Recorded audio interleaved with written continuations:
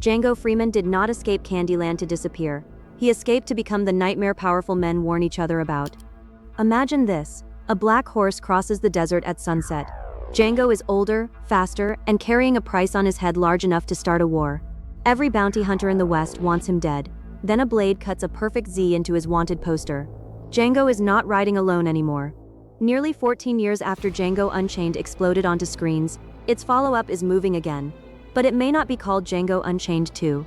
The project in development is Django/Zorro, a crossover bringing Django Freeman face-to-face with the legendary masked swordsman.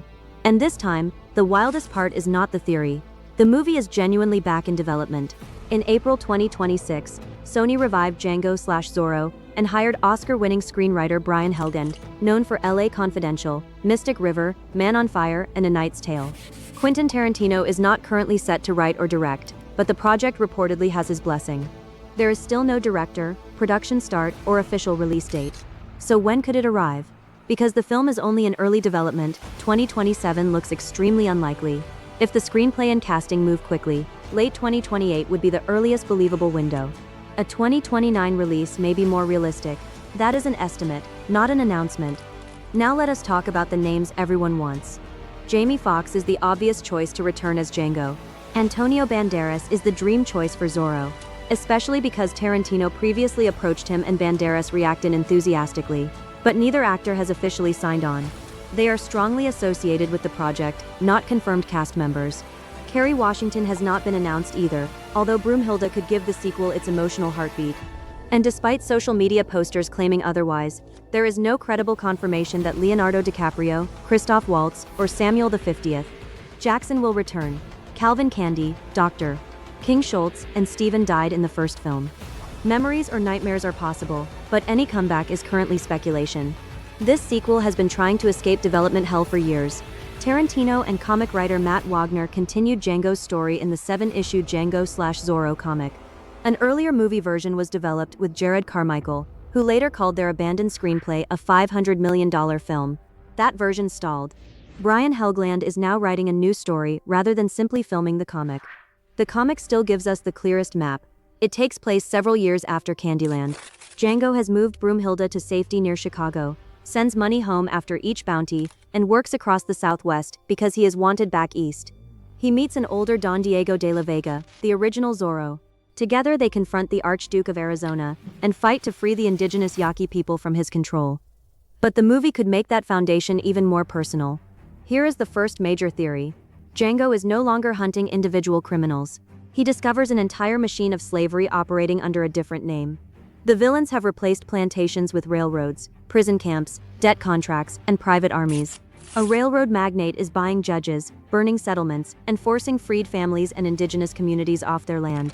Django realizes he destroyed Candyland, but not the system that created it. Zorro is the opposite kind of hero.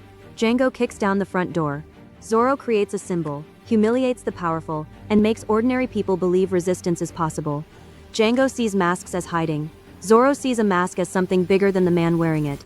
That could become the soul of the film. The first movie was about one man becoming free. The sequel could be about that man learning how to free others without losing the life he fought to build. That brings us to Broomhilda.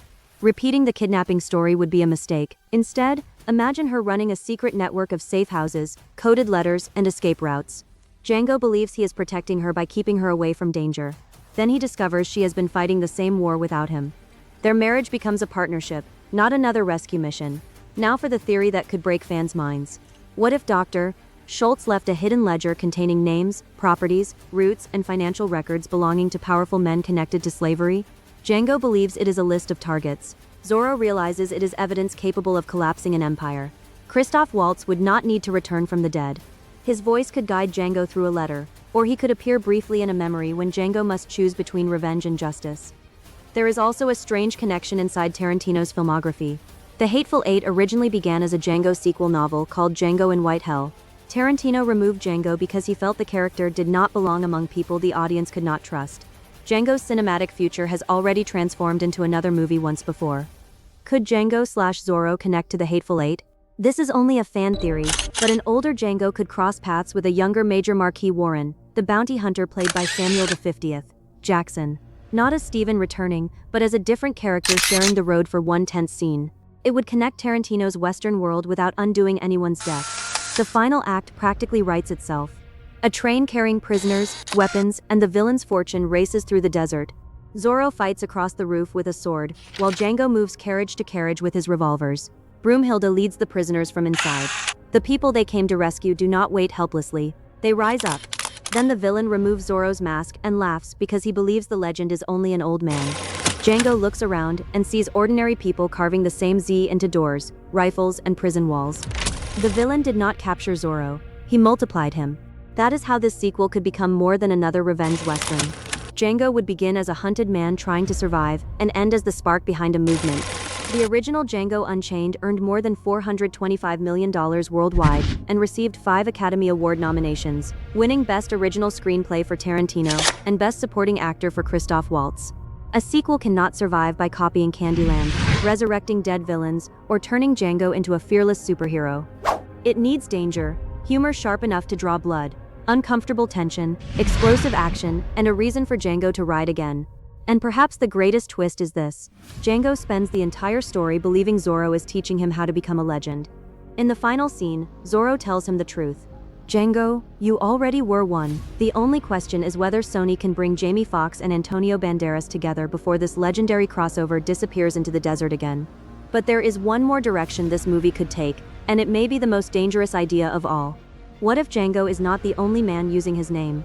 Years after Candyland, stories about him would have traveled across the country. To enslaved people, he would be proof that escape was possible. To bounty hunters, he would be a walking fortune.